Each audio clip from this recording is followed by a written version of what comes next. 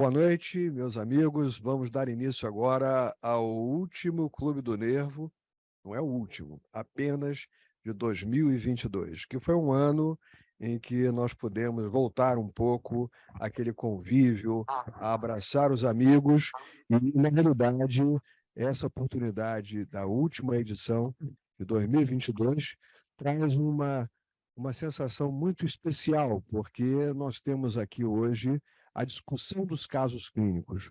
O Clube do Nervo, há mais de 10 anos, quase 15 anos, nós iniciamos exatamente com discussão de casos clínicos. E essa discussão de casos clínicos sempre foi muito interessante, porque em algumas situações propiciou não só o desenvolvimento de trabalhos, de integração com diferentes grupos. Então, essa é a intenção do Clube do Nervo, que é uma atividade oficial do capítulo do Rio de Janeiro da Academia Brasileira de Neurologia. Então, agradecemos todo o apoio, todo o suporte dos vários colegas que passaram ao longo dos anos. Agradecemos também o suporte do COPSTAR, da Rede DOR, que permite a realização desse magnífico centro de estudos do COPSTAR, e todo o suporte, inclusive um coffee break maravilhoso, quem não apareceu perdeu, viu?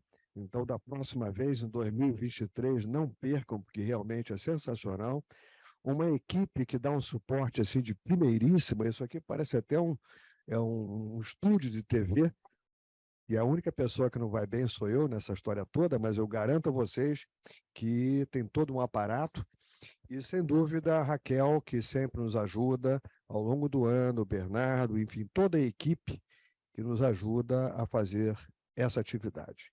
Eu gostaria também de agradecer aqueles colegas que sempre têm colaborado muito conosco, e eu destaco aqui a professora Maria Lúcia Pimentel, e essa edição tem todo o suporte dela e que nos trouxe da Escola Médica de Pós-Graduação, do segmento da pós-graduação em neurologia, 3 estudantes do final de curso e que vão trazer 3 casos muito interessantes relacionados à desmeminização, ou seja, atividade inflamatória, desmeninizante, em que nós vamos discuti-las, mostrando que a essência do Clube do Nervo é isso. É discutir casos clínicos, é nós trazermos o que há de novo, aquilo que nós podemos fazer em prol da medicina interna, da neurologia e das neurociências. Professora Maria Lúcia, por favor. A Maria Lúcia vai, então, apresentar, tá, os seus orientandos, né? Os seus pós-graduandos. Isso é muito importante para todos nós. Muito obrigado mesmo, Maria Lúcia. E nós vamos ter hoje também, na discussão, um colega que dispensa comentários, mas que foi o meu professor, professor de todos nós, o professor Sérgio Novis. Então, eu agradeço também ao professor Novis, e daqui a pouco vocês verão toda a performance de um dos grandes mestres da neurologia nacional. Quero agradecer você, Oswaldo, pelo convite. É uma honra a gente estar aqui e incentivar os nossos alunos a estarem aqui presentes também para apresentar os nossos casos lá do nosso ambulatório. Então, nós vamos apresentar 3 casos hoje muito interessantes que nós discutimos ao longo do tempo lá na Santa Casa, que é onde o curso ocorre. E nós vamos começar, então, com a Poliana, que vai apresentar o primeiro caso. Poliana é pós-graduanda de 3º ano. Em fevereiro, se Deus quiser, apresentará a sua monografia. Então, já no apagar das luzes, né? Quase, né, Poli? Então, por favor.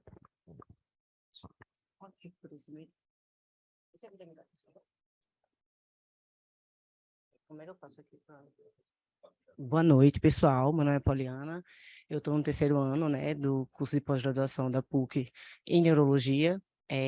Eu vou iniciar a apresentação hoje dos casos de doenças desmeninizantes do ambulatório da Santa Casa e vou iniciar por esse caso que a gente destaca a importância da gente questionar o diagnóstico já dado. Pode passar. Eu não possuo conflito de interesse para essa apresentação e, para esse caso, eu me programei da seguinte forma: a gente vai fazer uma apresentação do caso clínico, vai ter uma breve revisão teórica com relação ao conteúdo para introduzir a nossa discussão de caso. Essa paciente é uma paciente de 61 anos, negra, natural do Rio de Janeiro, professora de educação física, e ela já tinha um histórico prévio, né, de uma leucopenia familiar. Ela tinha como comorbidades o hipertiroidismo, diabetes e depressão.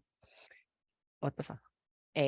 Em dezembro, em 20 de dezembro de 2003, essa paciente apresentou uma diminuição da acuidade visual, evoluindo com a maurose unilateral em uma semana. E aí, nesse momento, ela foi avaliada por um oftalmologista. O oftalmologista diagnosticou ela com uma neurite óptica esquerda, iniciou o tratamento para essa paciente com corticoide oral, que ela apresentou uma melhora em uma semana.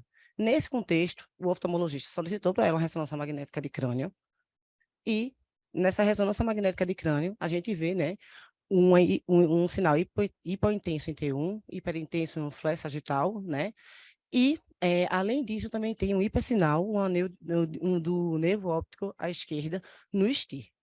Nesse contexto, pode passar, nesse contexto, a gente tem uma paciente, pode passar. A gente tem uma paciente, né, com 2 focos na ressonância magnética de crânio, em T2 e em FLE, além do hipersinal do nervo óptico à esquerda. Ela chegou, né, com essa história clínica para a gente, na consulta em junho de 2004, no ambulatório. Tinha uma melhora parcial da visão, mas realmente tinha um acometimento, tinha causado essa baixa acuidade visual do olho esquerdo. No fundo do olho, a gente constatou um aumento da escavação. E, para complementar a investigação que já foi iniciada, a gente solicitou para ela uma ressonância magnética de coluna cervical e líquor. E nessa ressonância magnética de coluna cervical, a gente vê, né, um hipersinal ali no FLE sagital, na altura deixa eu só apontar aqui, na altura de C2 e C3, né, um padrão bem contínuo, mas a gente percebe também, nesse momento, que essa lesão ela é bem lateralizada, aqui no axial, no FLE. Então, nesse contexto, somando que ela tinha os 2 focos, né, os 2 focos na ressonância magnética de crânio, além do hipersinal no nervo óptico e a ressonância magnética de coluna cervical, também com esse hipersinal, numa extensão de 2 corpos vertebrais, a gente chegou à conclusão que essa paciente realmente era um caso de esclerose múltipla. Pode passar. Além também da banda positiva que ela apresentou, que ela tinha feito o exame de líquor. Em outubro, essa paciente, né, na continuidade do acompanhamento, ela vem para a gente para diminuição da acuidade visual do olho direito. A gente fez a pulsoterapia com metylprednisona 3 ciclos. A paciente apresentou uma melhora dos sintomas após esses ciclos. E aí, como ela já tinha tido esses 2 surtos, essas alterações de imagem, foi iniciado para ela o interferon beta, e a paciente foi evoluindo bem. Essa paciente, inclusive, no segmento da paciente, em setembro de 2005, ela tinha feito uma ressonância magnética de crânio, que não apresentava nenhuma nova lesão, mas o laboratório que ela trouxe para a gente nessa consulta de reavaliação tinha uma hipergama-globulinemia policlonal, que também já tem aquele histórico. Tu volta, por favor? Fui eu que passei, foi? Ah, tá. Ela tinha uma hipergama-globulinemia policlonal, e um IgM positivo para toxoplasmose. Constatando isso aí, a gente encaminhou essa paciente para a clínica médica e para a hematologia. Nesse momento, fui eu, foi tu. Nesse momento, essa foi a ressonância magnética ressonância magnética de crânio que ela apresentou para a gente. A gente não vê nenhuma nova lesão, só aquele hipersinal, né, à esquerda, que a gente já tinha visto anteriormente. E aí, essa paciente passou um período de novembro de 2004 a abril de 2009, tranquilo. Ela fez o tratamento para toxoplasmose, ficou fazendo controle laboratorial. A hematologia constatou que aquelas alterações de laboratório que ela apresentava eram relativas à raça, e com relação ao quadro neurológico dela, ela se manteve estável, sem surtos e sem novas lesões de ressonância magnética de crânio. Mas, quando é maio de 2009, essa paciente volta para a gente com artralgia importante, um edema de articulações. Nisso, a gente solicitou exames laboratoriais para essa paciente. Ela tinha um combis direto positivo, um FAN de 1 para 160 no perfil nuclear pontilhado fino e denso, e o complemento total baixo, incluindo as frações C3 e C4. A gente novamente mandou ela para pediu uma nova avaliação da hematologia e incluiu também nesse contexto a reumatologia, e solicitou para ela novas imagens para a gente ver se tem alguma relação com a desmilinização. Pode passar. Nesse momento, ela fez a ressonância magnética de coluna cervical e de crânio, né? A coluna cervical se mantinha estável, aquele padrão bem de esclerose múltipla mesmo, salpicado. E na ressonância magnética de crânio, a gente vê o aparecimento dessa nova lesão, né? No hemisfério, dessa vez, direito e mais posterior também. Aqui, é aquela mesma lesão anterior do inicial do quadro de 2003. Pode passar. E aí, suspendeu, né, o interferon e foi iniciado o acetato de glatirane. A hematologia, nesse momento, relacionou a leucopenia que ela já vinha apresentando com o quadro familiar mesmo e associada também à hipergamaglobulinemia. Essa paciente, nesse contexto, ela também tem uma história de endometriose, então foi prescrito para ela o Ladogal 400 miligramas e a reumatologia decidiu complementar os exames que já tinham sido solicitados e sugeriu manter a observação e acompanhamento dessa paciente. Foi. Isso. Pode dar uma passadinha de leve.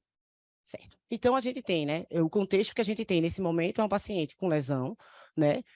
Com 2 surtos de lesões, com mudança de medicação. Pode passar. E, em agosto de 2011, essa paciente, na continuidade do acompanhamento, ela apresenta uma nova lesão, e nesse momento, uma lesão periventricular, né? Que fez a gente expandir mais essa questão do diagnóstico. A lesão é essa lesão aqui, tá? Ela que eu sinalizei, certo? Pode. Vamos contraste. Captando contraste. Pode passar. E nesse período, finalmente ela conseguiu fazer o IgG para NMO, que a gente já tinha solicitado, mas ela não conseguia realizar o exame, e esse exame veio negativo. O que chamava a atenção nela é que em 2000...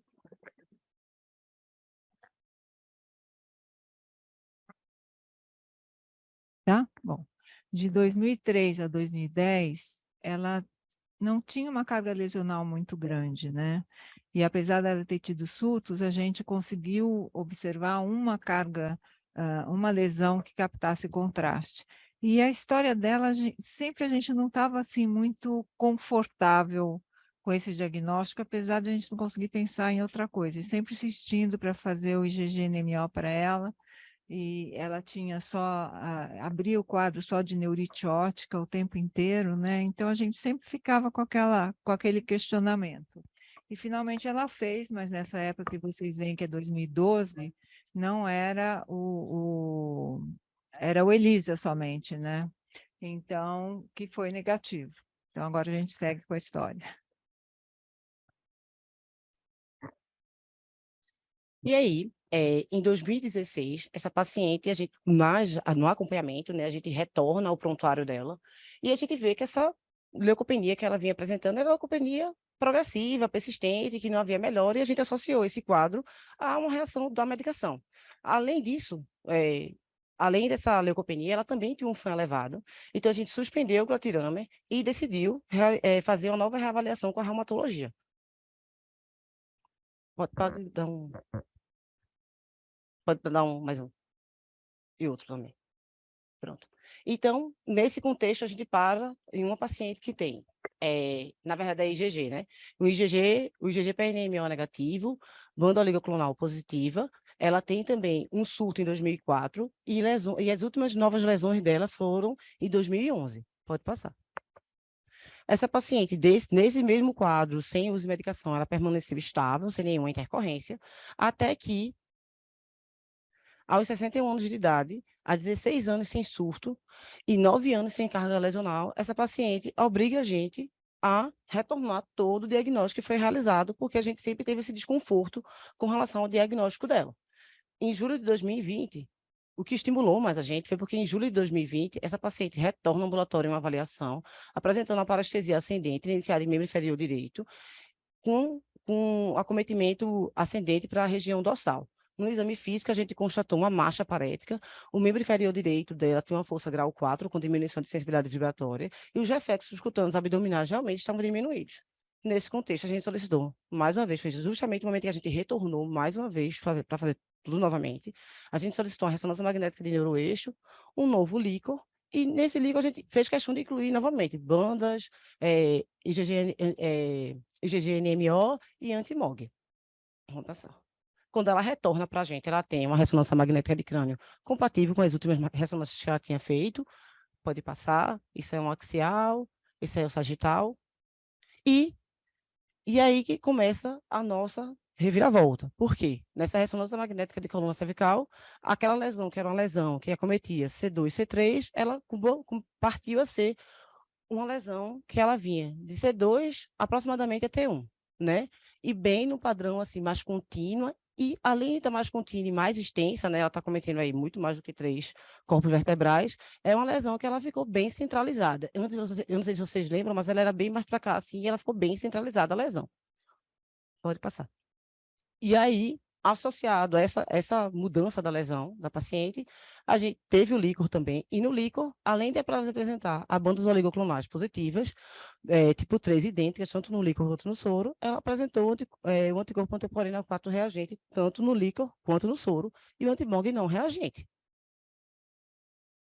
E aí, pode dar um...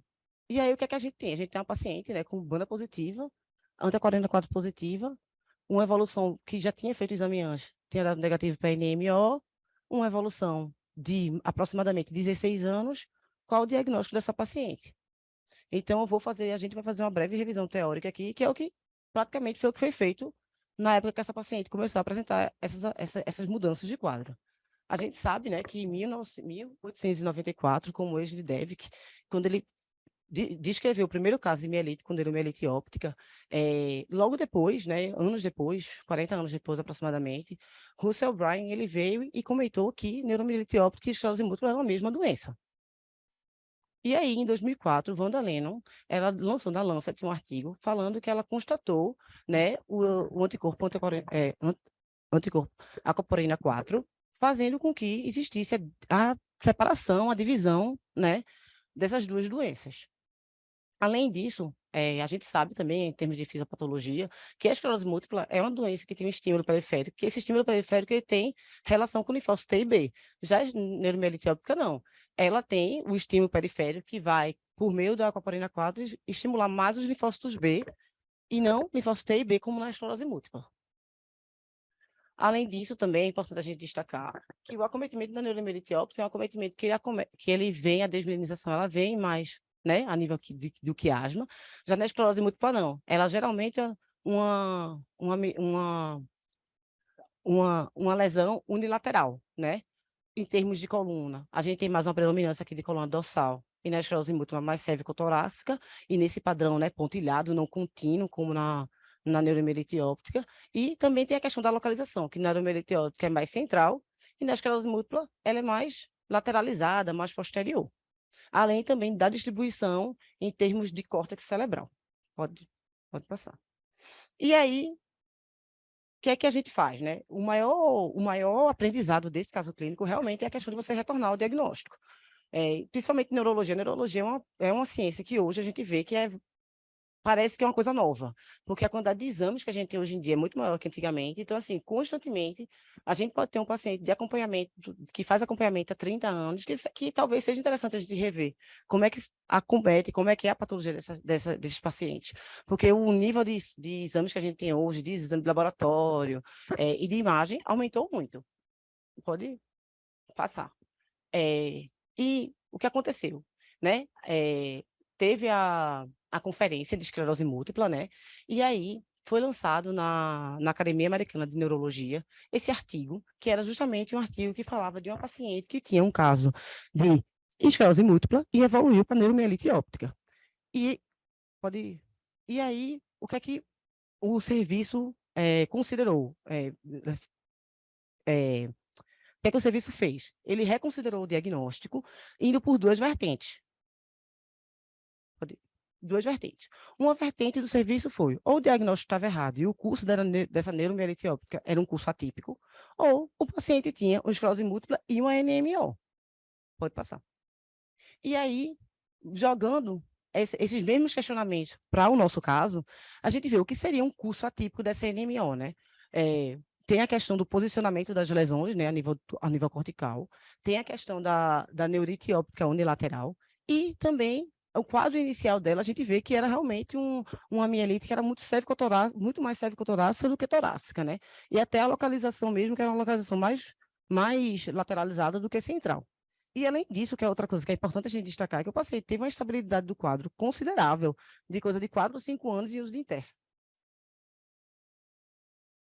E aí, nesse próprio estudo que foi lançado na Academia Americana de Neurologia, eles citam esse estudo aqui do JAMA, que foi na Califórnia, fizeram uma coorte, e aí reavaliaram os diagnósticos dos pacientes com esclerose múltipla e constataram que a possibilidade de um paciente com esclerose múltipla apresentar um erro diagnóstico, ser uma neuromielite óptica e ter sido, na verdade, um diagnóstico errado de esclerose múltipla é de 0,2%. Então, quando a gente chega no nosso caso, a gente pensa, e aí? É um diagnóstico errado com uma neuromielite óptica com curso atípico ou a esclerose múltipla com a NMO? E aí, essa paciente, a gente fechou realmente, a gente começou a seguir ela no cenário de neuromielite óptica, ela vem respondendo bem ao tratamento, mas isso é uma nova vertente aí que a gente pode voltar realmente a questionar se são dois padrões, são duas doenças desmielizantes juntas ou não. Isso aí, com o auxílio, né, de exames complementares, é que a gente vai ajudar a gente a concluir isso aí. Obrigada. Esse caso foi muito interessante, né? Porque, inclusive, nesse artigo, que é de 2022, recente, que foi apresentado, mostrando essa questão da mudança de diagnóstico, eles consideram a paciente do caso que eles apresentam como tendo os dois diagnósticos, né? E aí, como que você vai abordar esse paciente? Vai fazer imunossupressão, porque é conhecido que na neuromielite óptica a resposta ao interferon é ruim, né? Ao interferon não, aos tratamentos específicos, né? E a gente tem que considerar também, isso que ele coloca, essa porcentagem de 0,2% hoje, é muito diferente do que era antigamente com que a gente tinha, o arsenal que a gente tinha em mãos, né? Para diagnóstico dessas doenças. Então, talvez naquela ocasião o erro fosse muito maior do que agora, 0,2%, mesmo porque a gente está diagnosticando tudo muito mais precocemente, né? Então, foi um caso que chamou muito a nossa atenção. Ela abriu um quadro, a gente jamais esperaria que ela abrisse um quadro, um surto de neuromielite óptica, mas a gente sempre estava com o pé atrás, porque ela só fazia neurite e tinha poucas lesões à ressonância do crânio durante muitos anos, né? Então, sempre isso incomodava a gente. Então, só para colocar, né, a importância da gente não ficar muito tranquilo e satisfeito e relaxado com os diagnósticos que a gente faz, né? Esse caso é um caso que demonstra claramente como é o espectro das doenças, né? Elas não acontecem só isoladamente. Seria muita pretensão nossa, do ponto de vista da prática clínica, acharmos que o doente tem isso ou aquilo. Até porque a medicina é individualizada. Então, de repente, você tem 0,2% em que o indivíduo pode ter um overlapping. E o sistema imunológico ele não seria assim tão precioso em só desenvolver uma condição. Então, é um caso extraordinário, porque traz bem atual. Se puder botar o foco direto, pode tirar o. Pode aparecer os debatedores de agora? Isso. Eu acho que fica mais interessante, até para participar. É porque não está aparecendo.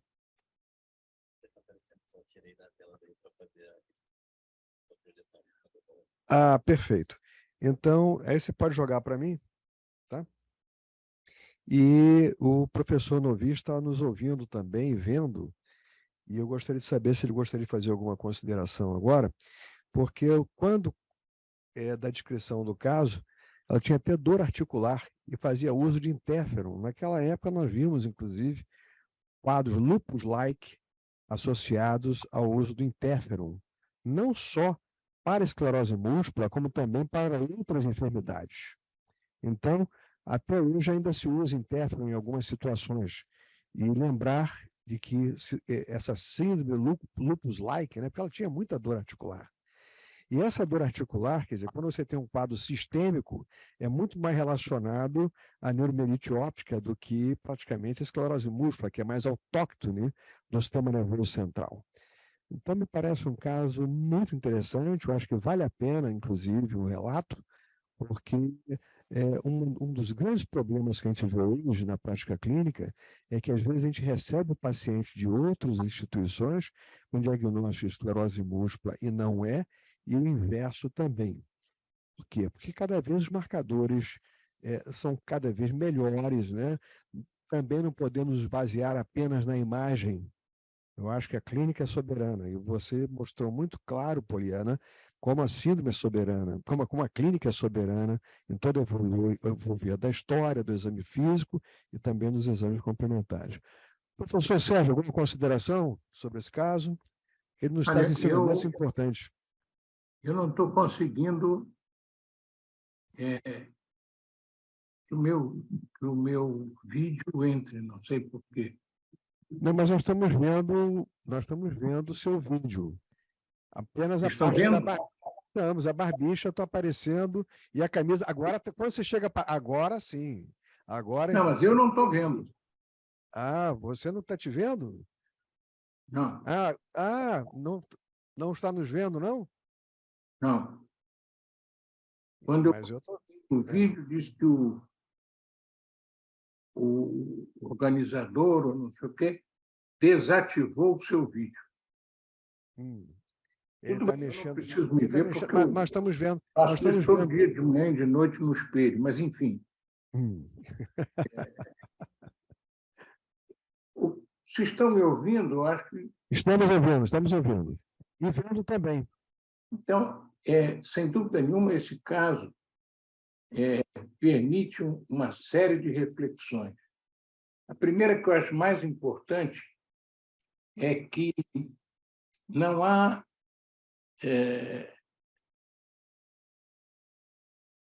dúvidas na medicina se você começar a achar que a sua palavra, o seu pensamento, o que você concluiu, é a verdade absoluta.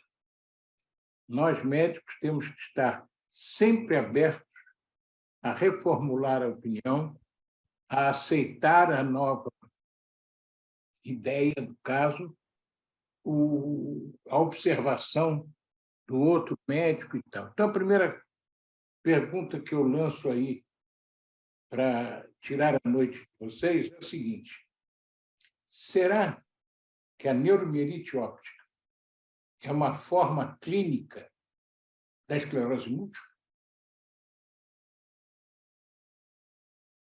Isso é uma pergunta que mexe com a gente, porque, como disse o professor Oswaldo, a esclerose múltipla ela é muito cerebral, enquanto que a neuromielite óptica é mais mielítica e com comprometimento do nervo óptico, não do cérebro. Mas desde o começo, as primeiras ressonâncias já mostram lesões espalhadas pelo cérebro e que se assemelham muito às lesões da esclerose múltipla. É claro que hoje a gente tem, para complicar, a parte toda imunológica. Eu não estou muito convencido que essa pode ser fruto dos meus 82 anos, porque eu fiz medicina quando não havia isso, que essa investigação imunológica profunda vai efetivamente esclarecer ou confundir mais. Porque, volta e meia, você assiste isso. Aquaporina não sei o que e tal, característico disso, daquilo. Aí você pega uma doença diferente e também está positiva. Aí você começa, não, pode também. Isso gera uma confusão na minha cabeça muito grande. Então, a primeira coisa que esse caso mostra é que essa doente tem, na minha percepção, clínica e exame complementar sugestivo de esclerose múltipla e clínica e exame complementar sugestivo de neuromielite óptica. Então, são realmente duas doenças que essa doente tem ou ela tem formas diferentes da mesma doença? Essa é a primeira coisa que eu acho que tem que haver um pensamento. Porque ela melhorou com o tratamento, tanto para uma quanto para outra. Ela sempre apresentou uma certa melhora no começo das medicações. A outra coisa que eu acho que é muito importante pensar é isso. É a história da verdade. O professor Divino Couto nos dizia que diagnóstico não é nome de mãe. Quer dizer, eu posso discordar do seu diagnóstico e você não tem que brigar comigo por causa disso. Você tem que considerar que aquilo é uma contribuição na qual o contribuidor pode estar completamente errado. Cabe a nós defender a nossa hipótese ou humildemente aceitar que a nova hipótese é melhor.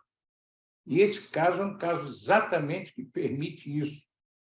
Se você mostrar esse caso a diferentes neurologistas, poderão existir diferentes interpretações disso daqui.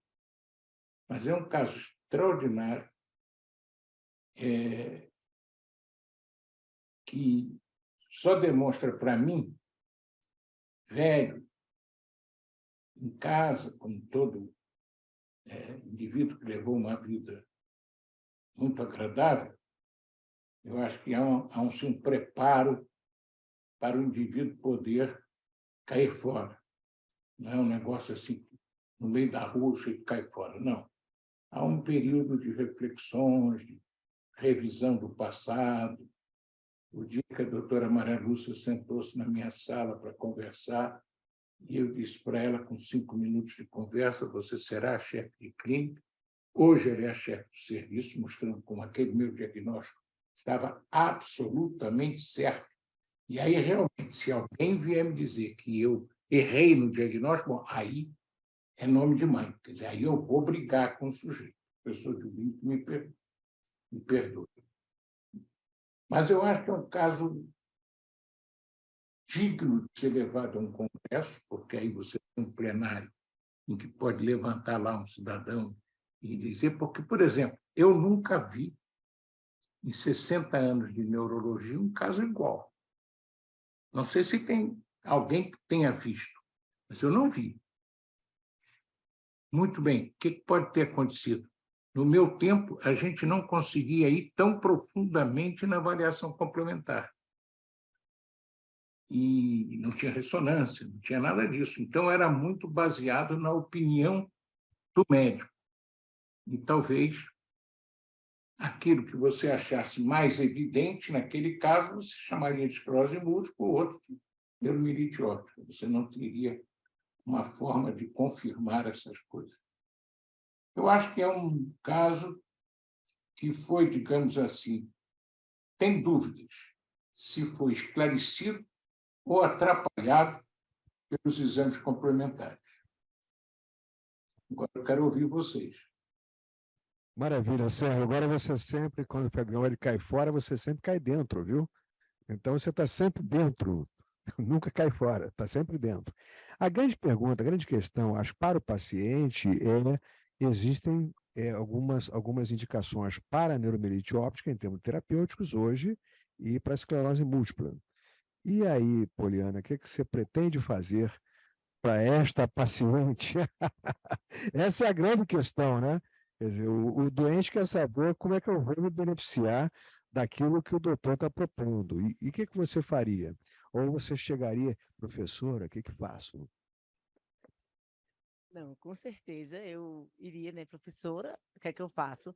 Mas nesse caso especialmente, a minha visão inicial, quando quando eu vi o caso, e depois mesmo, até quando eu vi o artigo que foi publicado agora, é que realmente era uma paciente com esclerose múltipla e neuromielite óptica.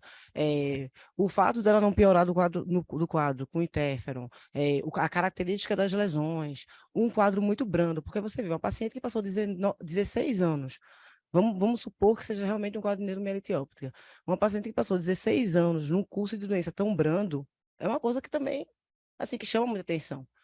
Eu consideraria, assim, inicialmente, assim, eu penso muito que é uma questão de um quadro junto, assim. É a minha concepção com relação ao quadro. E qual dos dois está predominando?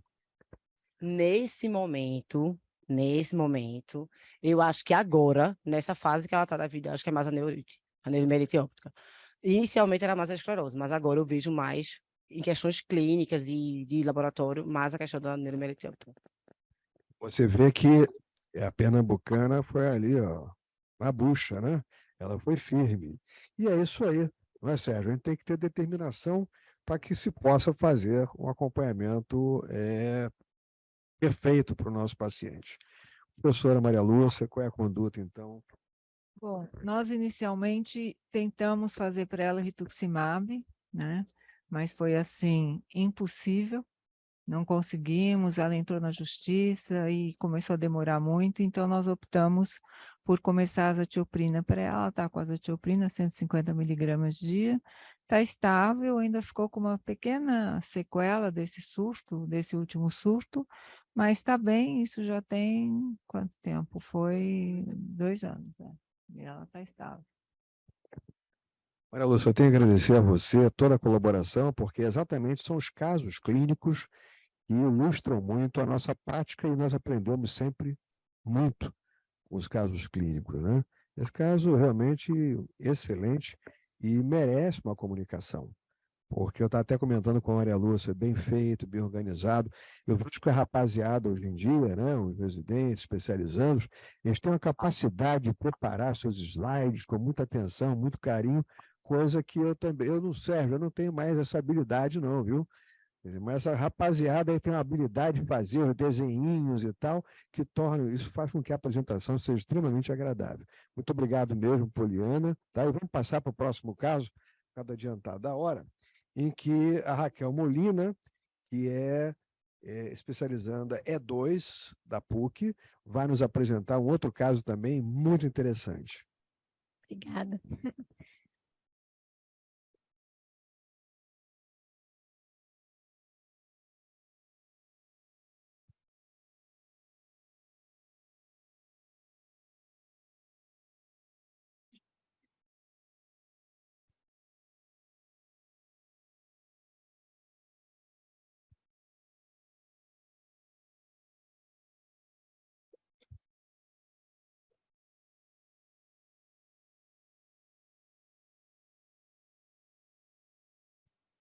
Boa noite.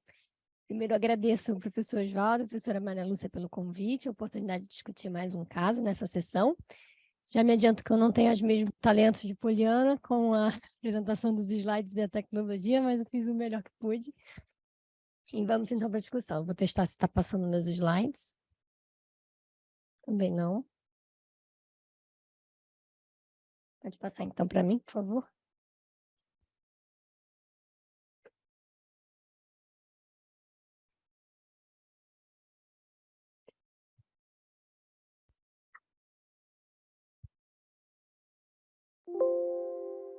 Oi?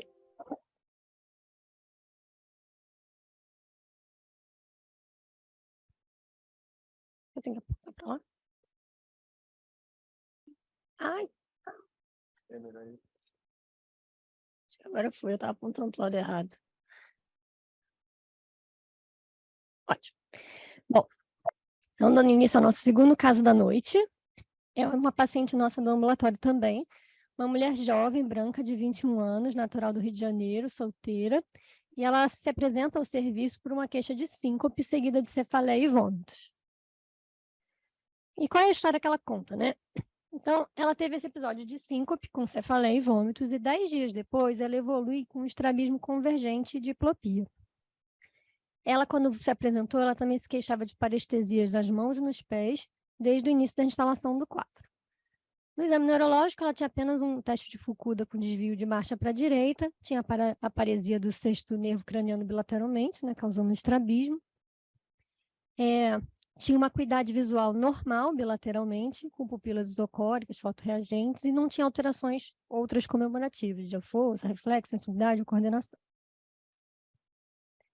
De história médica pregressa, nada digno de nota, ela tinha uma história de síncope também na infância, que nós reavaliamos como uma síncope, né? Na época ela foi diagnosticada como uma epilepsia, fez um tratamento por 1 ano, mas nada se comprovou e nada mais. Na história familiar, sem nenhuma alteração digna de nota na história familiar.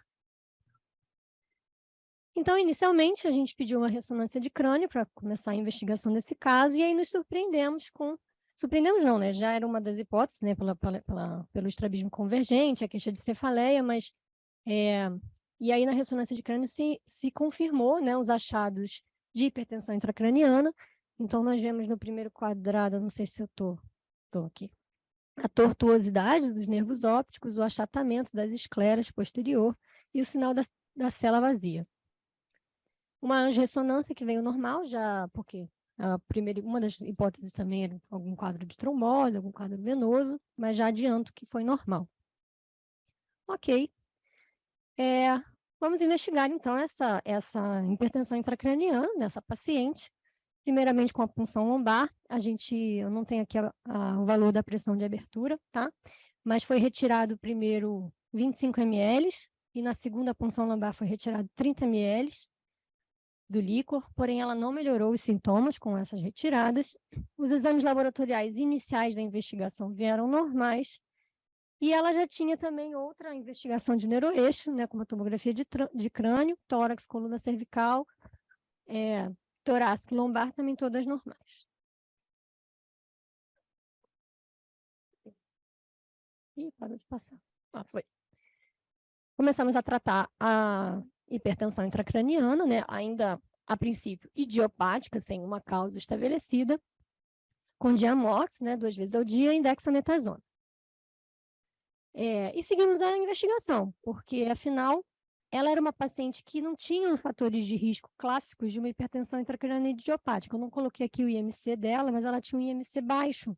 Ela era uma paciente magra, ela não era fumante, e ela não tinha outros fatores de risco para a gente pensar que seria uma hipertensão intracraniana idiopática. Embora até o momento, como sem causa, apresentava-se como idiopática. Seguimos a investigação. Já ficou claro no caso da Poliana que nós somos um serviço que fica incomodado com os diagnósticos e a gente vai atrás deles. Então, seguimos a investigação com mais exames laboratoriais, mais extensos, investigando melhor. Pedimos uma avaliação oftalmológica também, lá na Santa Casa, no serviço de oftalmologia, e solicitamos, ele tinha sido feita apenas a pressão de abertura e o exame mais geral do líquor, e nós pedimos para a Neurolife expandir essa investigação do líquor que tinha sido coletado. 2 meses depois, ela retorna com a melhora evolutiva, né? Ela melhorou da diplopia ou da paresia, né? Naturalmente do nervo craniano, do sexto par, tinha melhorado da cefaleia também.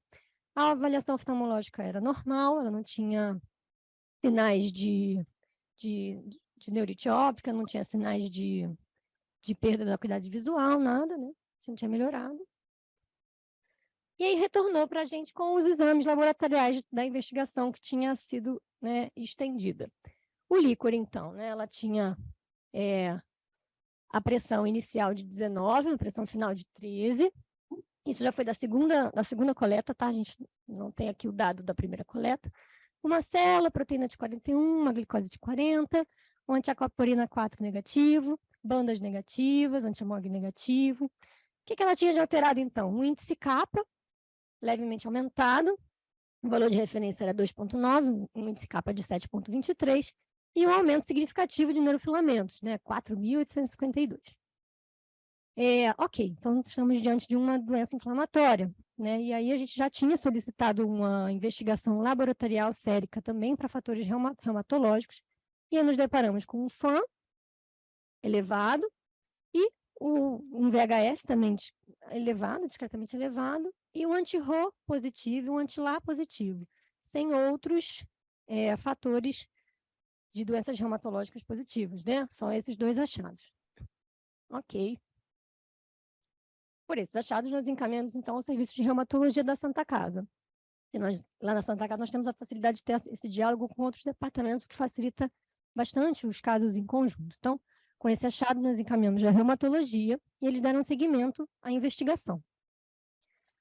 Então, acho que é de conhecimento geral, mas assim, o anti-Rho, anti-LA, né, são característicos da síndrome de Sjögren, né? Então, o Serviço de Reumatologia seguiu a investigação com a biópsia da glândula salivar.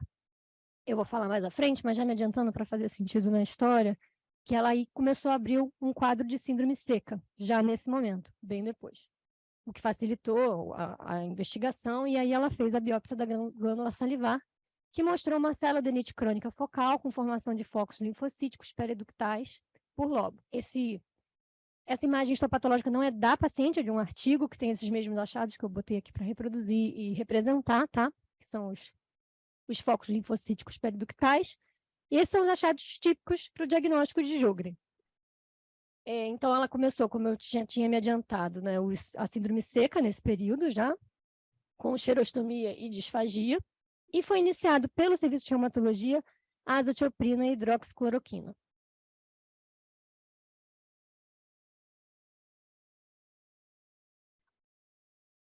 Bom, então uma pequena revisão então, do caso de Sjögren. Nós temos, então, a síndrome de Sjögren, boca e olhos secos, né? Ela é 20 vezes mais comum em mulheres do que homens, como uma grande parte das doenças reumatológicas. Tem idade média do diagnóstico, ela é feita aos 55 anos, diferente do nosso caso, que era uma mulher bem mais jovem. E ela tem esse achado do infiltrado linfocítico focal de glândulas exócrinas, principalmente as salivais e as lacrimais, que geram os sintomas da síndrome seca.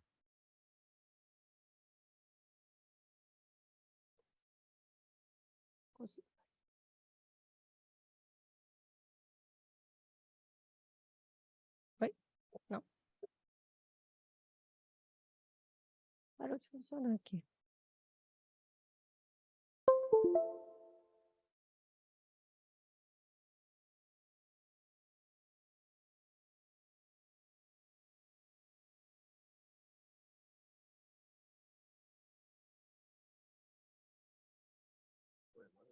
Oi? O diagnóstico de Sjögren, ele é feito a partir de 4 desses seguintes 6 critérios. Olhos secos durante ao menos 3 meses, boca seca durante menos 3 meses, disfunção ocular exócrina, que são esses testes de glândula, que são feitos testes de Schimmer ou rosa bengala positivos, sinais de disfunção de glândula salivar, como diminuição do fluxo salivar, cialografia de parótida anormal ou cintilografia salivar anormal, histopatologia da glândula salivar com o foco linfocítico que foi demonstrado, ou a sorologia positiva para anti-Rho ou anti-LA, que tem uma sensibilidade de 52% e 34%. Então, nós temos, né, alguns desses critérios, nós tínhamos olhos secos e boca seca, que apareceram depois do quadro de hipertensão intracraniana, nós tínhamos a histopatologia e a sorologia positiva. Então, nós podemos fechar, né, foi possível realmente fechar o diagnóstico de Sjögren seguindo os critérios estabelecidos. Pode passar para mim? Ah, foi. E agora uma pequena discussão sobre os achados, porque esse caso ele incomoda desde o início. Primeiro porque ela era uma paciente com uma hipertensão intracraniana, inicialmente idiopática, até a gente descobrir a causa, que não tinha a epidemiologia clássica de uma hipertensão intracraniana idiopática. Depois, ela abre uma síndrome seca e a gente consegue atribuir esse quadro ao diagnóstico da síndrome de Sjögren. Mas isso também é muito incomum, né? Lembrando que o comprometimento neurológico ele é raro na síndrome de Sjögren, tá? Principalmente o comprometimento neurológico antes da síndrome seca. Ele, depois da síndrome seca, é mais comum de acontecer, mas não hipertensão intracraniana. Nós podemos encontrar, de acordo com as diferentes coortes e estudos, né, epidemiológicos da doença, quadros de polineuropatia, fadiga, que é um sintoma mais presente, dificuldades cognitivas de atenção e de memória. A gente pode ter mielites também, inclusive com antiacaparina 4 positivo, como a gente estava conversando agora há pouco. Pode apresentar neurite óptica, neuropatia craniana, meningoencefalite asséptica, tinha alguns quadros, alguns relatos de casos dessa descrição, encefalites límbicas ou outras encefalopatias, desautonomia e a hipertensão intracraniana, que é uma manifestação bastante rara. Pode passar, por favor.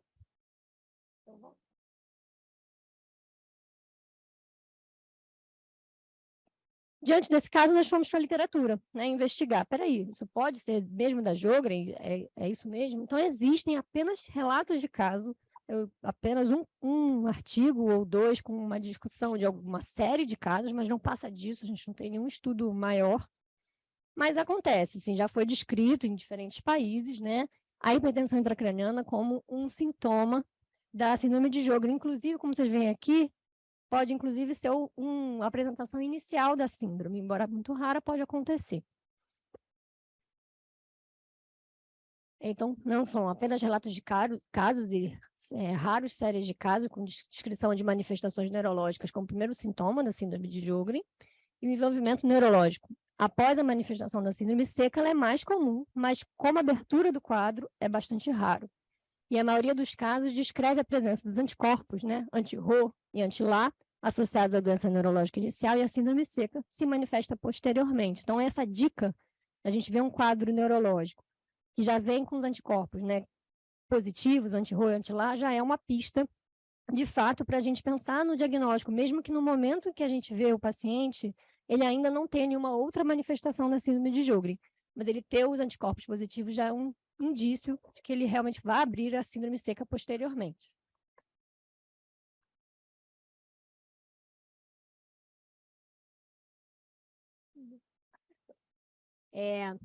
E uma outra dica para a nossa discussão desse caso, que deixou a gente com a pulga atrás da orelha, né?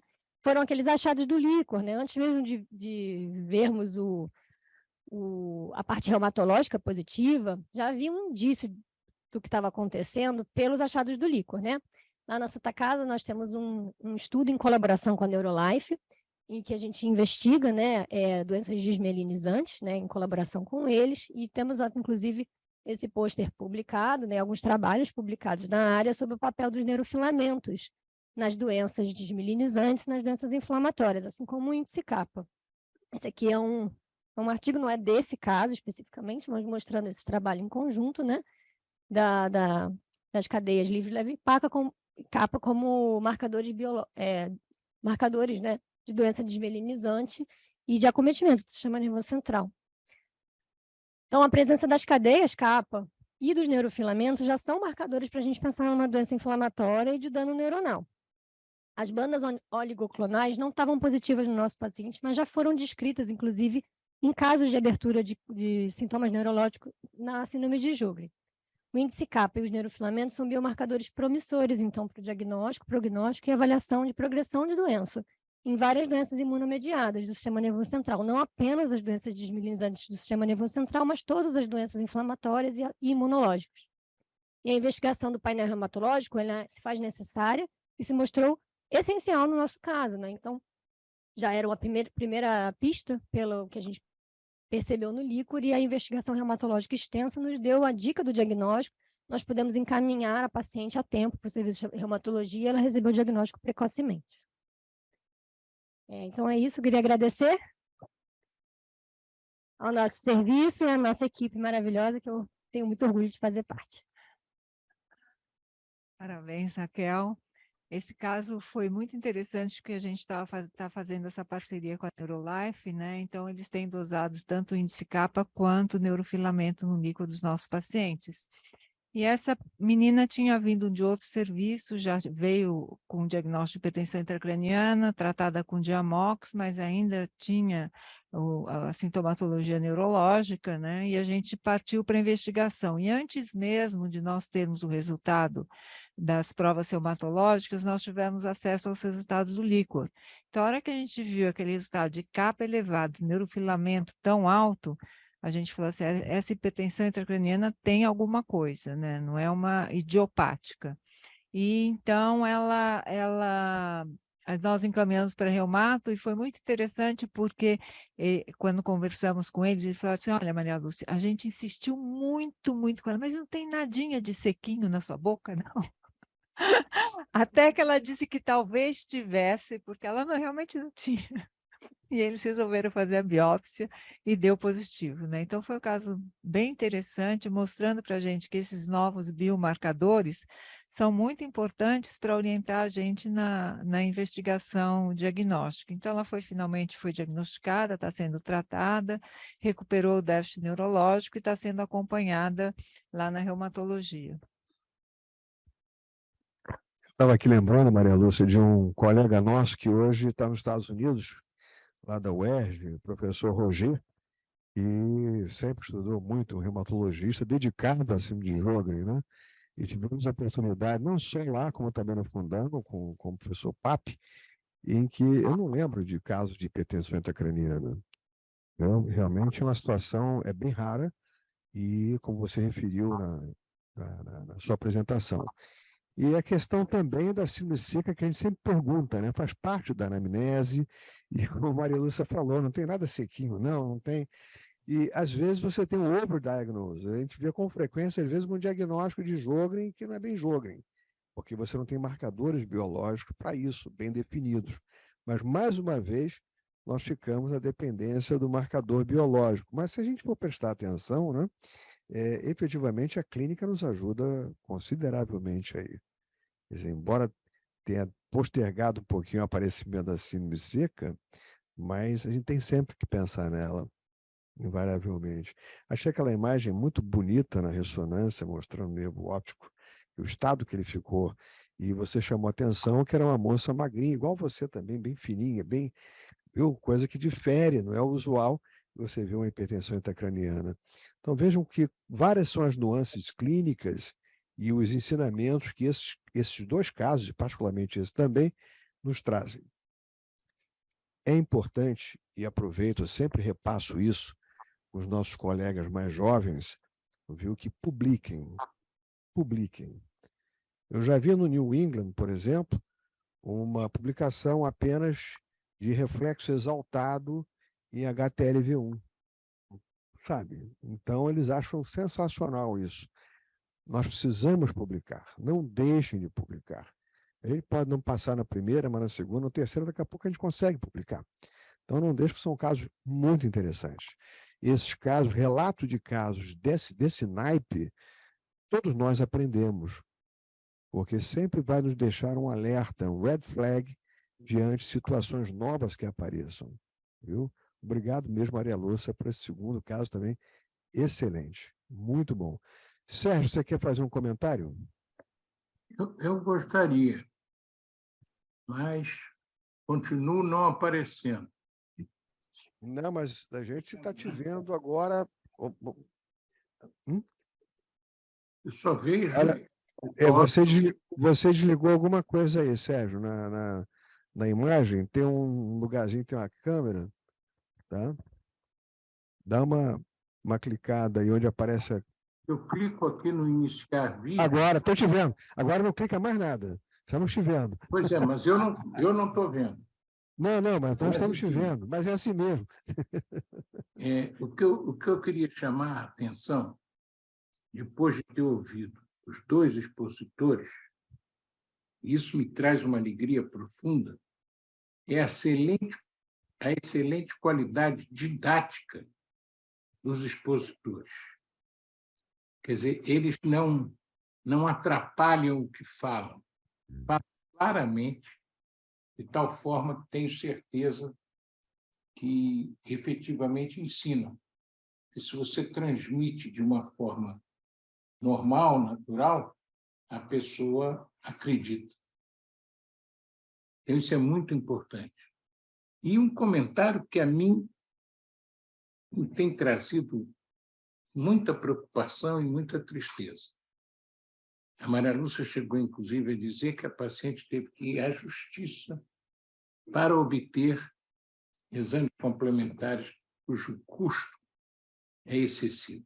A medicina, sem dúvida alguma, nos últimos tempos, sofreu um avanço tecnológico extraordinário, mas inalcançável para a maioria das pessoas.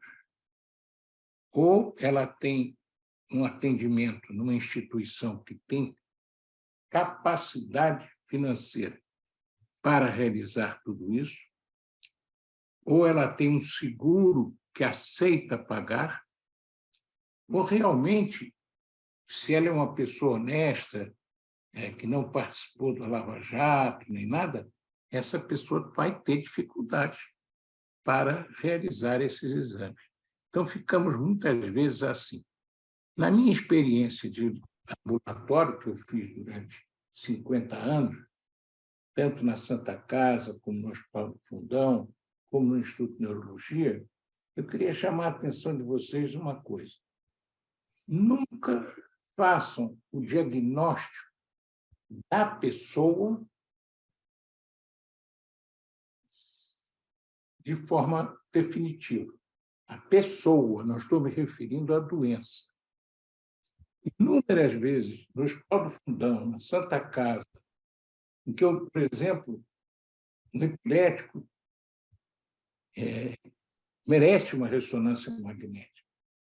Todo indivíduo que tem uma crise convulsiva devia constar dos direitos humanos. Ele tem direito a uma ressonância magnética. E a gente não fala nada, muitos não falam nada, porque sabem que aquele pobre coitado mora na favela da Maré e não vai conseguir. Nunca negar a informação ao doente. Inúmeras vezes eu vivi isso no ambulatório, que eu ia pedir um exame complementar caro, difícil, que no hospital onde eu estava praticando não havia aquela infraestrutura para poder atender o doente. Ele me dizia: olha, doutor, eu vou ver, porque eu fui motorista do gerente lá daquela agência do Bradesco, ali na cidade. Assim. Ele é uma pessoa muito boa. Eu vou contactar com ele e tal. E o sujeito chegava uma semana depois com uma ressonância magnética feita no Felipe Matoso. Quer dizer, você não pode querer nada de melhor. E quem fez tudo foi o gerente, que achou que devia ajudar o seu antigo colaborador. Então, sempre dar ao doente a oportunidade de resolver, de um modo bem brasileiro, a solução daquele caso. E você ter em mãos todos os exames complementares necessários. Por outro lado, cada exame complementar pedido deve-se parar um pouco, refletir. Precisa mesmo?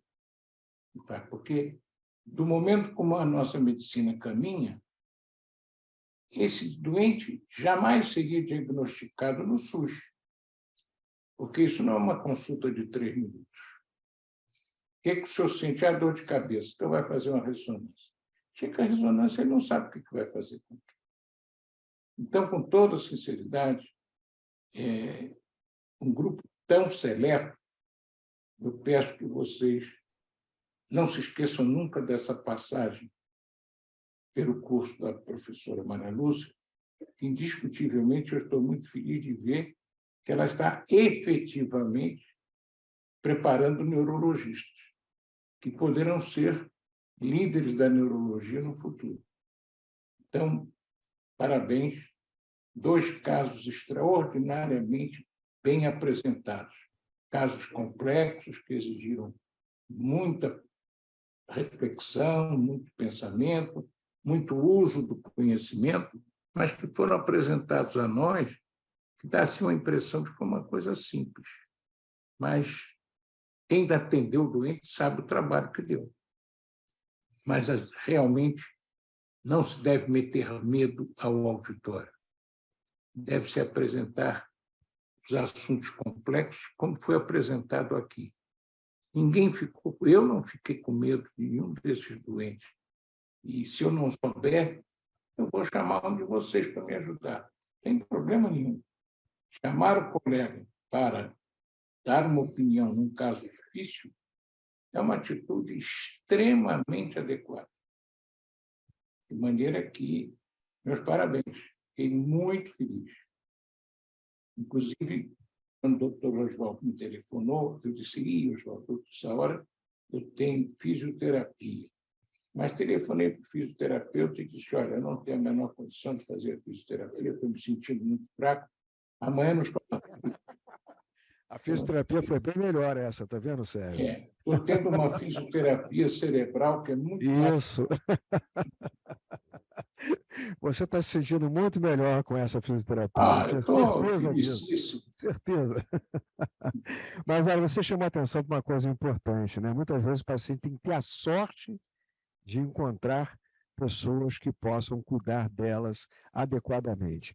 E, sem dúvida, eu percebo, e ao longo da vida, a sua experiência, minha também, da Maria Lúcia, que muitas vezes o paciente acaba, diante do residente, ele acaba sempre nos trazendo desafio. E aí, por quê?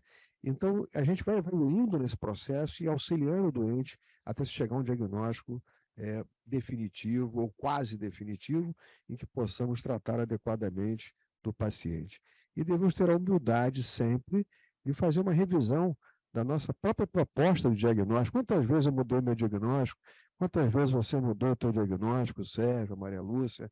Quer dizer, isso mostra que a experiência acaba sendo sempre uma razão maior da gente evoluir e oferecer o melhor para o nosso paciente. Viu? Obrigado, Sérgio, pelo comentário. E eu vou passar agora para o próximo caso.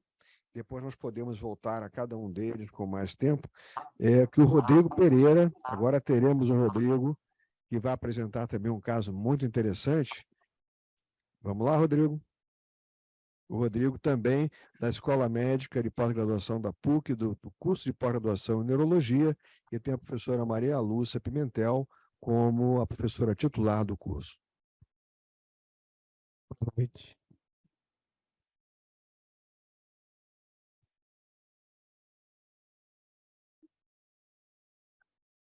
Eu vou jantando também, que eu não tenho a expertise da Poliana de PowerPoint. Mas, vamos lá.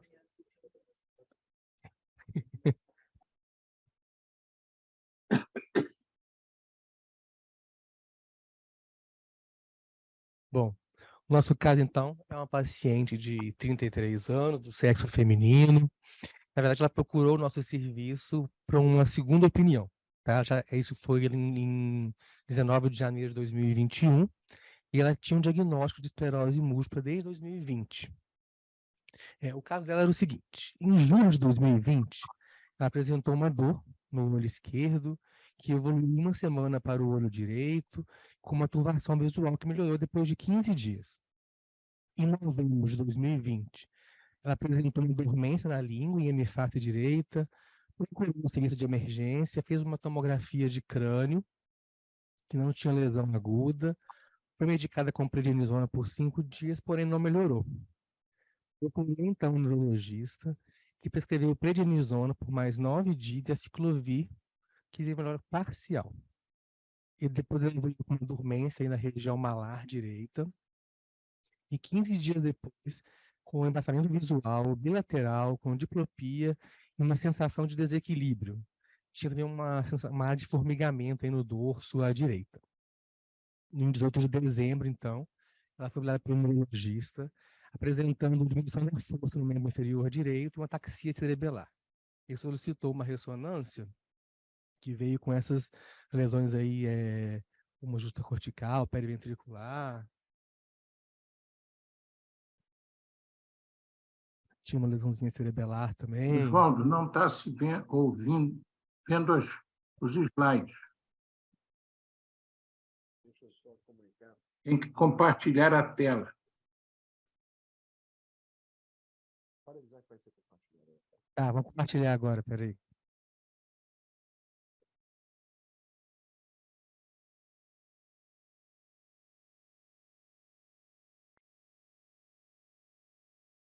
Aí,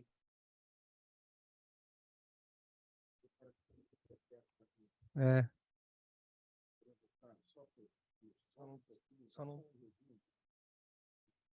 Porque as pessoas não viram que está compartilhando.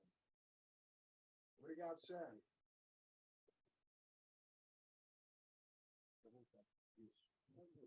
Bom, então só para resumir, então, né? Começou com sintomas em 2020, foi no pronto-socorro, acharam que era herpes zoster, depois evoluiu aí com embaçamento visual lateral, diplopia, uma ataxia cerebelar, e aí então foi solicitada uma ressonância, né, que tinha essas lesões periventricular, justa cortical, tinha lesão cerebelar.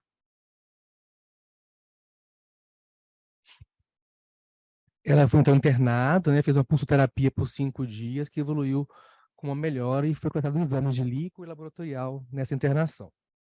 Então ela veio para a gente já com esses exames da internação de 2020. Ela tinha um líquido com 5 células, proteínas com 39 proteínas, tinha um BOC positivo tipo 2, que era positivo no líquido e negativo no sangue, e um índice kappa aí de 189, bem elevado, né?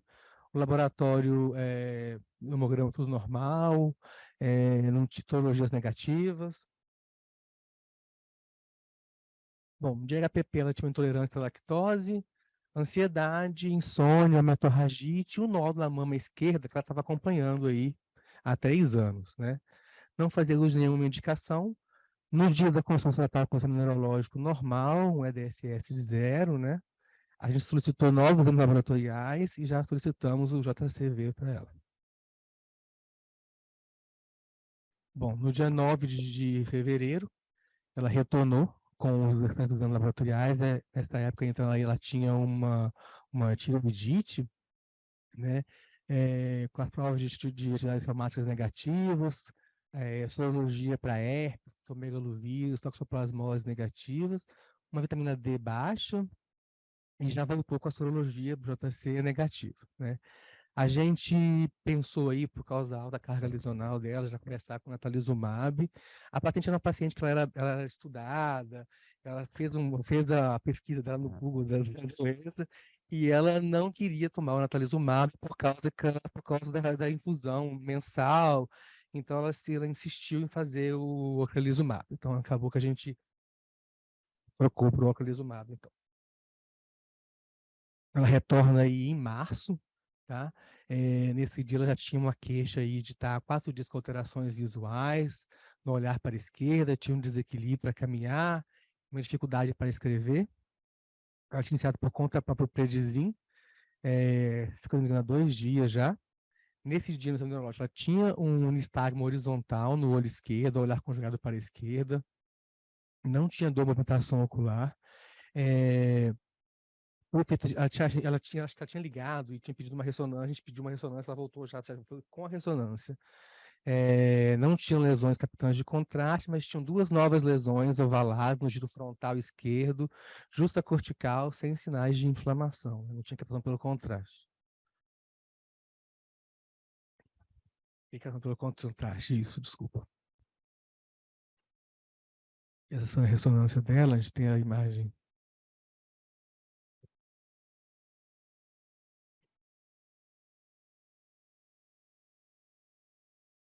Bom, a gente então estava aguardando a liberação do plano para iniciar o ocrelizumab.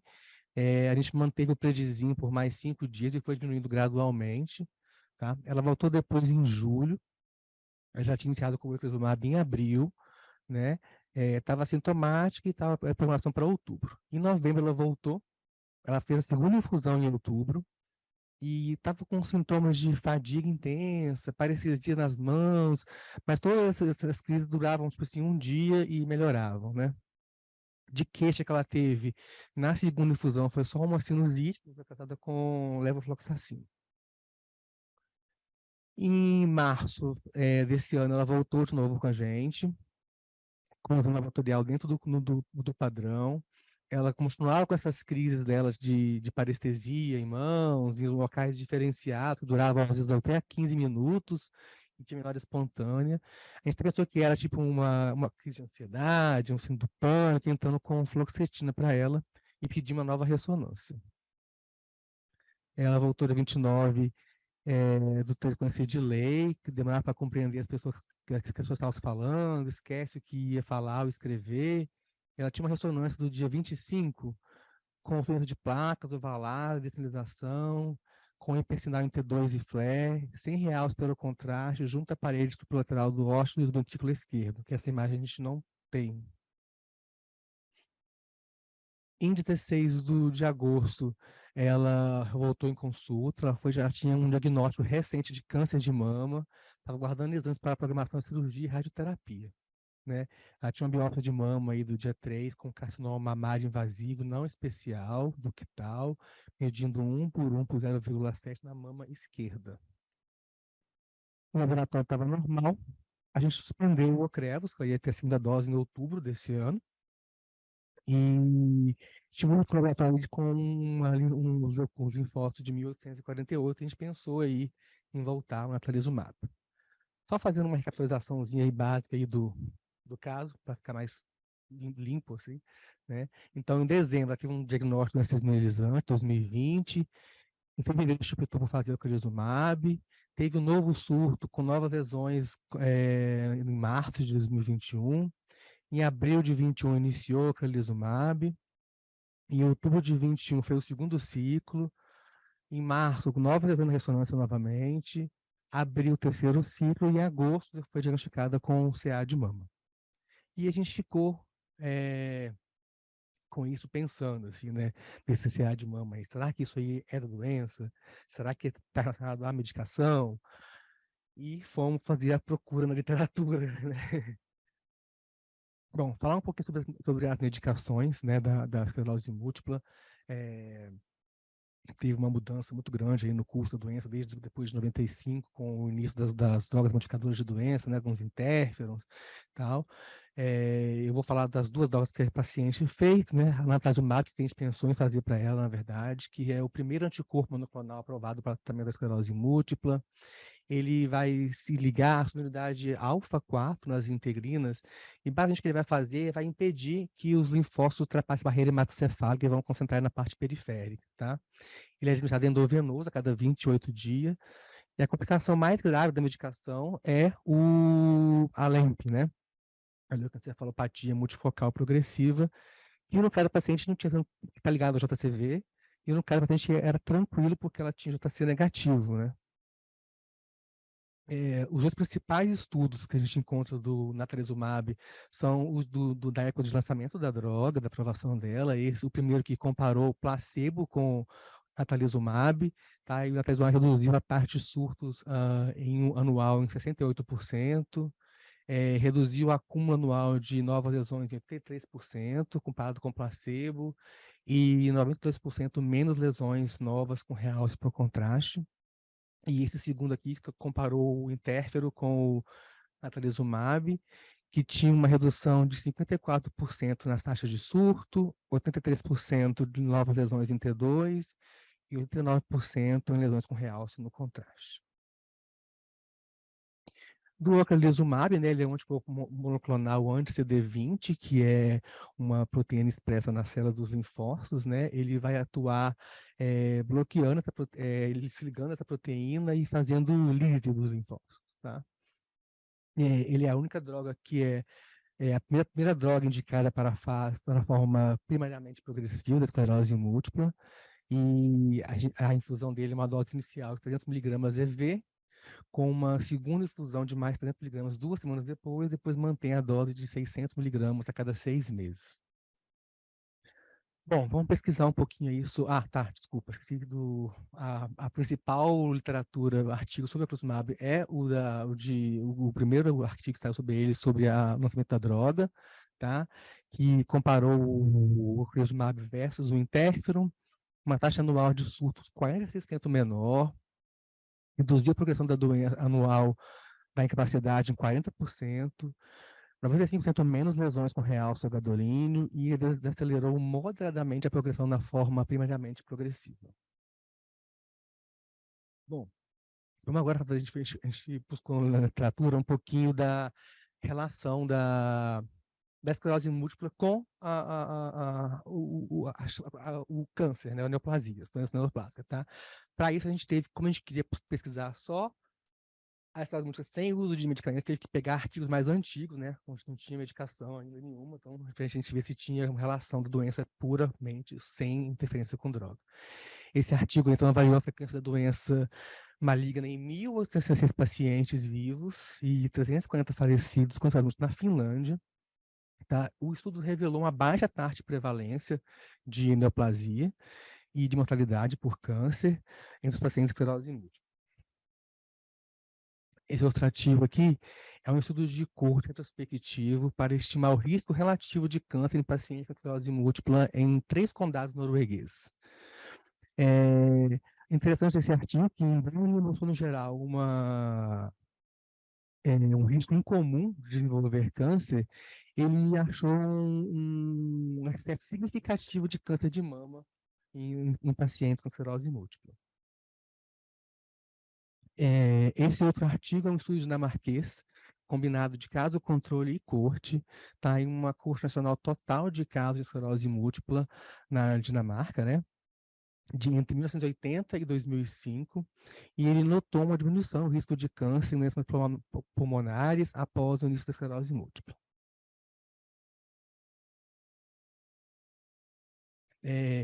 Esse outro artigo aqui, eles tentaram fazer um link nos registros da Dinamarca de casos de esclerose múltipla e de neoplasia, tá? Para ver se tinha alguma coerência, alguma relação.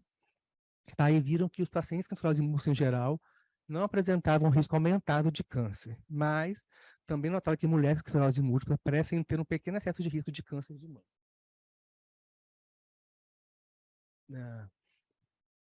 Esse outro aqui é um estudo do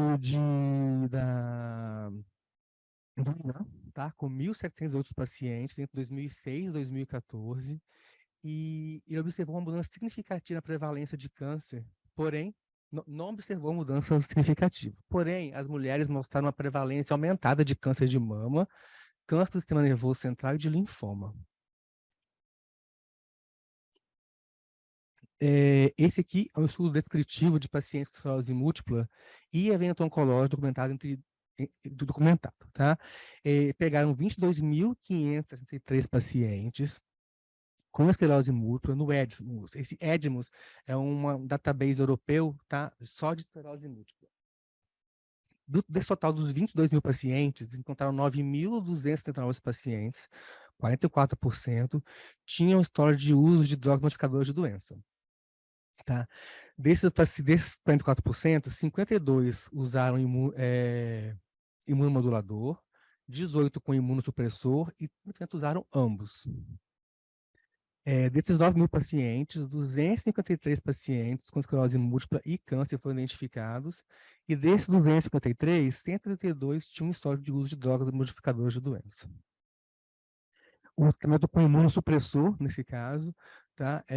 E a duração da exposição ao imunossupressor aumentaram significativamente o risco de câncer. Esse é um estudo italiano, tá? Feito na Universidade de Palermo, que pegou 531 pacientes com esclerose múltiplas. Desses 531, 336 eram mulheres e 135 eram homens que estavam expostos a imunossupressor, tá? A taxa bruta de incidência de câncer foi de 2,26%, 2,02% em mulheres e 2,7% em homens. O risco de câncer foi maior, tá, do que as taxas observadas entre números iguais de pacientes não expostos ao imunossupressor e na população geral da Sicília em faixas etárias semelhantes também. Agora, o artigo que eu mais achei interessante foi esse aqui do New England. Eles estavam fazendo inicialmente um estudo do ocrelizumab para esclerose múltipla primeiramente progressiva. O objetivo do estudo era mais para estudar o ocrelizumab na primeiramente progressiva. No que eles estavam avaliando os efeitos colaterais, as coisas, eles notaram que os pacientes em uso de ocrelizumab tiveram um número de aparecimento de neoplasia de 2,3%. E quando compararam com o placebo, foi de 0,8%. Esse artigo é bem interessante. Os autores resolveram procurar no todos os estudos de trials para ver a relação de neoplasia com o ocrelizumab, né? E viram que a relação era de 0,4 pacientes a cada 100, né, que tinham exposição, tá? Com 0,2 para cada 100, foi o dobro, né, dos que não tinham, do que usaram interferon beta ou placebo. E aí a gente fica na pergunta para vocês aí, né? Isso aí foi uma consequência, foi uma coincidência? Eu acho que é importante a gente perguntar assim, sabe, até que ponto a gente deve deixar o paciente interferir na decisão, na escolha da medicação e tudo assim. Então eu passo aí para vocês aí. Obrigado.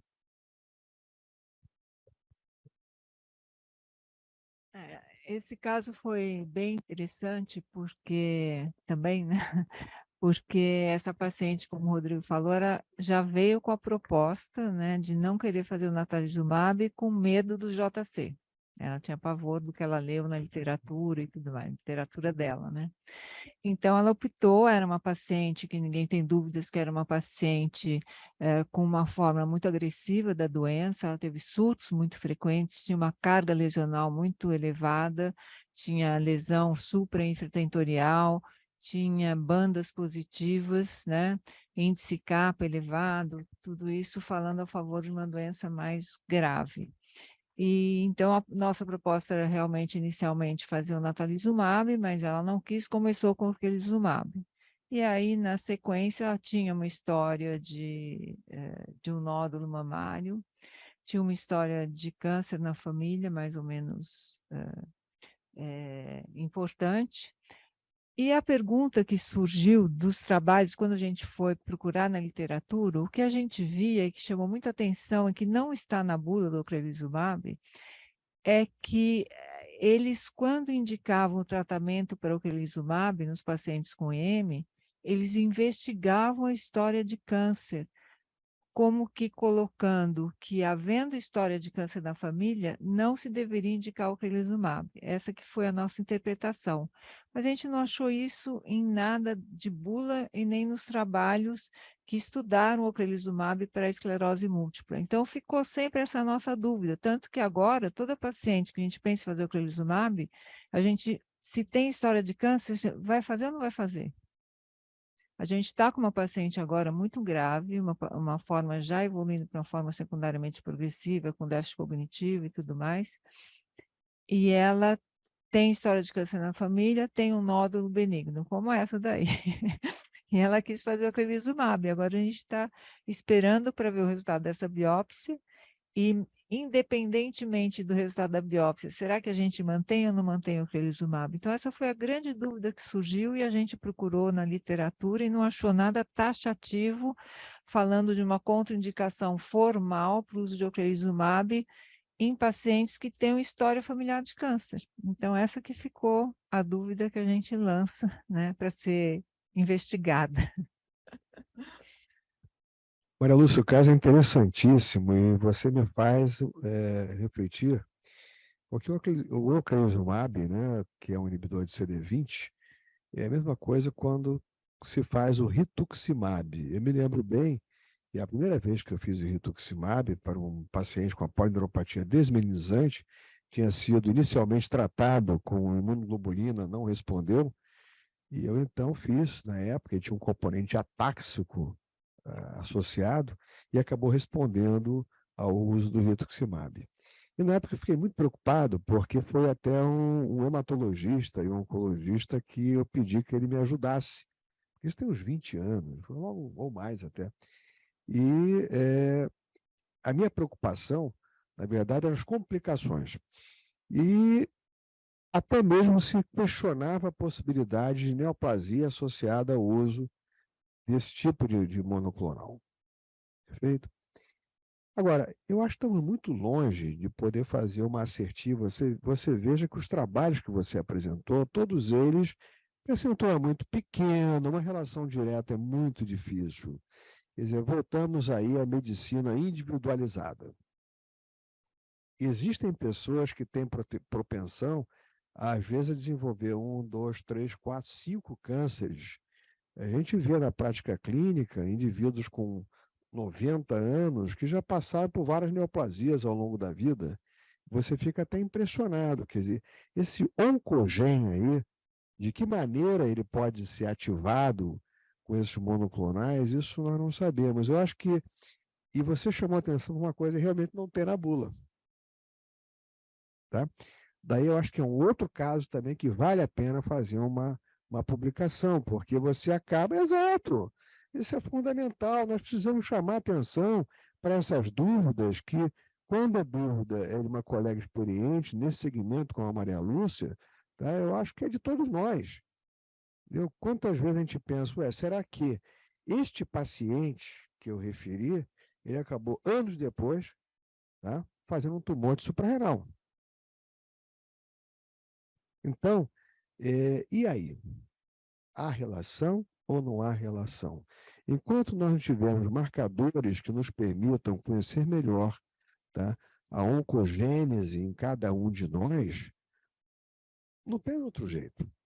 É conversar com o paciente, é individualizar realmente e assumir essa relação direta com ele, dessa responsabilidade de desenvolver um câncer dessa natureza. É aquela história, né?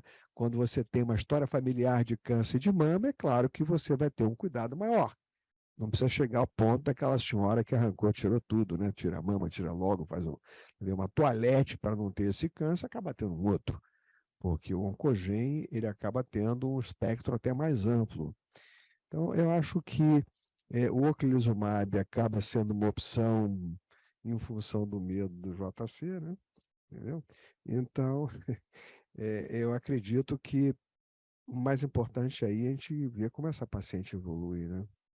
E conversar com ela, dividir essa responsabilidade, coisa que já deve ter sido feita e vocês fizeram. Então, eu acho que está perfeito, mas vale a pena chamar atenção. Sempre o Oncogen, ele está sempre planando por aí, a gente não sabe até onde a coisa vai diante da terapia hoje de imunogenética. A gente recentemente fizemos e estamos fazendo um estudo, né, com os inibidores checkpoints. Então é impressionante como é que você vai lá, né, quer dizer, você desmistifica aquela maneira que a célula ela acaba sendo enganada e daí o câncer acaba se desenvolvendo e esse inibidor do checkpoint acaba funcionando bem, mas dá um reboot no sistema imunológico enorme. A gente não sabe o que pode ser produzido depois disso, não só da natureza inflamatória, como também no contexto da oncogênese. E aí? Daqui a pouco a gente está vendo o paciente com uma doença desmeninizante e mais a necessidade de usar um tipo de medicamento como esse, que por enquanto, como o Sérgio ainda falou ainda há pouco, né, a capacidade que a gente tem no SUS é muito pequena desses tratamentos mais caros. E esse é um tratamento caríssimo, mas daqui a pouco vai estar largamando utilizado e as dúvidas serão muito grandes quanto à questão da oncogênese. Sérgio, você quer fazer alguma consideração sobre isso, que é um assunto da maior importância?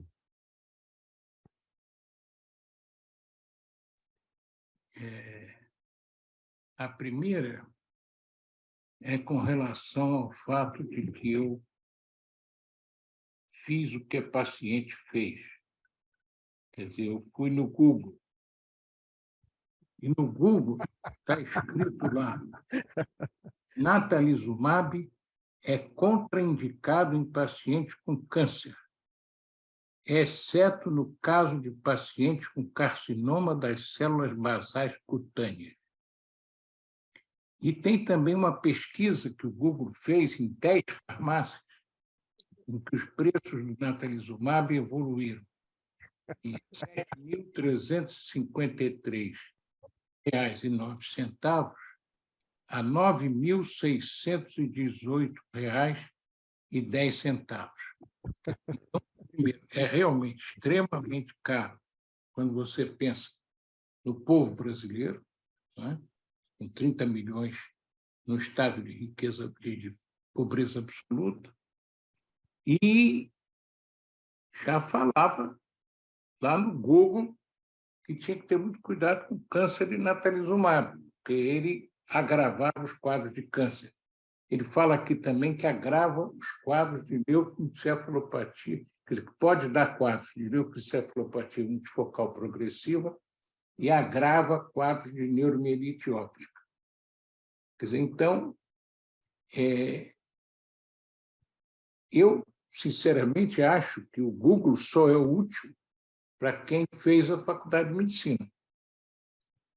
Quem não fez, corre um grande perigo, que fará uma interpretação errônea. Mas eu, várias vezes, no meu consultório, tive a oportunidade de abrir o Google, porque o doente chegava em consulta de primeira vez e disse: o senhor toma algum remédio? Tomo. Aspartame de não sei quem. Nunca ouvi falar.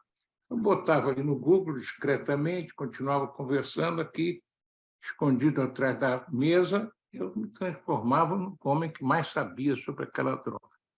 Então, não meter o pau no Google, usá-lo. Ele é útil para o médico, não para o paciente. Mas ele diz que a mulher leu esse troço e não quis tomar natalizumab, porque ela viu que o natalizumab dava câncer. Então, tem que se pensar isso. Mas o que ficou claro para mim, primeiro, é a perfeição da apresentação. Isso não é muito comum na atualidade. Geralmente são apresentadas de uma forma confusa e que você... É curioso, o ser humano, quando vê uma coisa confusa, ele não esforça para entender, ele desliga. Do tipo, não, isso não é muito importante. Ele não confessa que não entendeu nada. E, por outro lado, nós estamos diante desse fato que não podemos afastar. É que, muitas vezes, a gente quer tratar o paciente de uma forma atual, adequada, muitas vezes com trabalhos demonstrando excelente resultado, mas o custo do tratamento não é possível para o paciente. O Ministério, o Supremo Tribunal Federal baixou uma determinação que os planos de saúde são obrigados a assumir o custo daquilo que o médico tiver prescrito para o doente do plano de saúde.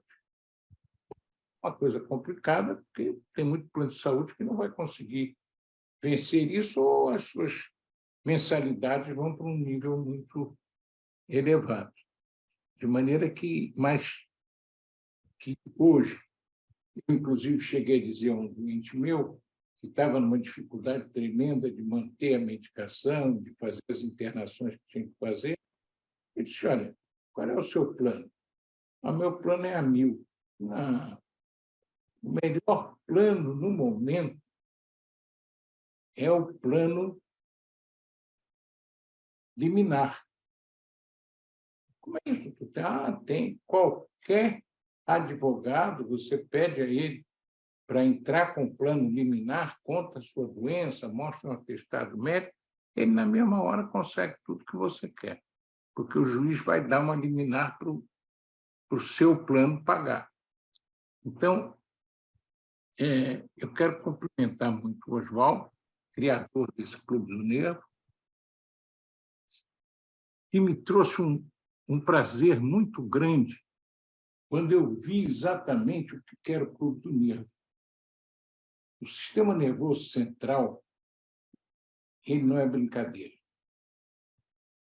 Quando ele chamou o Clube do Nervo, ele estava pensando, e ele, além de um grande neurologista, um profundo especializado nas neuropatias periféricas, ele estava querendo que se tratasse, mas o sistema nervoso central discretamente foi entrando e hoje dominou totalmente o Clube do Nervo. O Nervo que me perdoe, mas eu sou mais importante, e ele aí entrou e tomou conta do Clube do Nervo.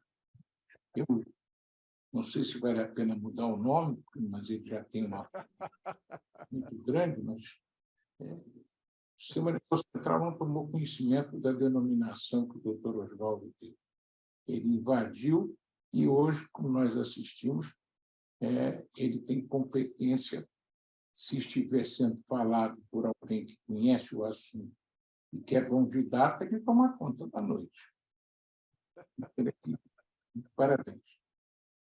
Sérgio, muito obrigado mesmo pela sua participação e é sempre uma grata satisfação, porque você nos traz não só o conhecimento neurológico, como também toda a tua experiência, toda a sua vivência, e isso é fundamental, porque eu acho que os jovens aqui presentes, mais do que nunca, eles precisam do exemplo. E eu acho que o exemplo, a tradição, é que faz com que a nossa medicina cresça e que se fortaleça também. É importante que o jovem acredite muito no futuro. E a razão do Clube do Nervo é essa, é o sentido da gente bater um papo despretensioso, em que todos nós aprendemos, em que a gente tem a oportunidade de crescer juntos. E aprender que medicina, é como você falou ainda há pouco, lembrando, a gente não está xingando a mãe de ninguém quando erra um diagnóstico ou quando você pensa de outra maneira. Não, ao contrário. Nós estamos sempre voltados para o benefício do paciente. E isso você nos trouxe de um modo assim magistral, como sempre. E isso posso dizer que eu venho aprendendo ao longo dos anos com você já há décadas. Então, agradeço essa tua colaboração sempre para todos nós e repasso aqui para a rapaziada como um grande exemplo que nós temos. Viu? Muito obrigado mesmo. Maria Lúcia. Bom, eu queria parabenizar Raquel, Rodrigo, Poliana pelas brilhantes apresentações, foram ótimas, excelentes, vocês conseguiram abranger bem, de forma bem clara e mostrar a importância, né, desses casos que a gente viu lá no ambulatório. Queria agradecer ao Oswaldo a oportunidade da gente estar aqui discutindo esses casos, sempre incentivando a todo mundo, não só os alunos, como a gente também, né? Que é fundamental, a gente está sempre se sentindo incentivado para seguir adiante. E agradecer ao professor Novis, nosso grande mestre, sempre incentivador do que a gente faz o tempo inteiro e sempre nos dando grandes exemplos aí, não só na medicina, como na vida também. Obrigada, professor. Eu agradeço mais uma vez a grande colaboração da professora Maria Lúcia Pimentel, professora titular da pós-graduação em Neurologia da Escola Médica da PUC, do Rio de Janeiro. Agradecer a Poliana, agradecer a Raquel, agradecer ao querido Rodrigo pela colaboração, apresentações, como já comentado pelo professor Sérgio, que sempre foi muito crítico, viu? Sempre foi muito crítico, e se ele disse que foi muito bom, é porque realmente vocês, como diz hoje na gíria, mandaram muito bem. Eu gostaria de agradecer à Redditor, ao Copstar, agradecer toda a infraestrutura que nos é proporcionada por esse grupo, agradecer também à ABNRJ. Esta é a atividade mais antiga, viu, Sérgio? Oficial do capítulo Rio de Janeiro da Academia Brasileira de Neurologia, que é o Clube do Nervo, e esse nome Clube do Nervo, na verdade, envolve não só a neurologia, como as neurociências. E ele é curtinho, porque o importante é isso. Você vê que em 1h30 nós tivemos a grata satisfação de 3 belíssimos casos que aprendemos muito, recomendo a publicação e gostaria de deixar já aqui o convite para o próximo ano, em 2023.